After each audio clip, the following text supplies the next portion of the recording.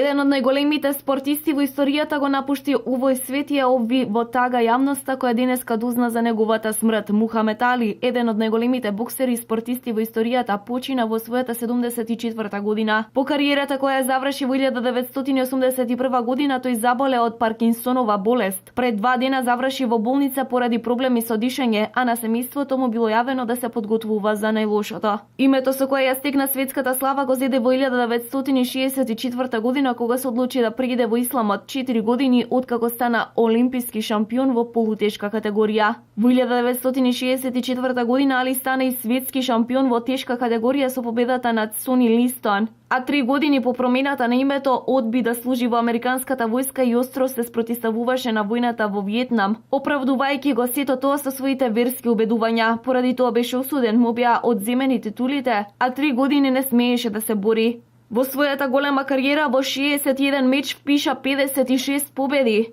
од кои 37 со нокаут и 5 порази, и е единствен боксер кој 3 пати поред бил светски првак во тешка категорија. Али во 1999 година од страна на Sports Illustrated беше прогласен за спортист на векот, а и во многу други избори ја добивал наградата за најдобар спортист во историјата.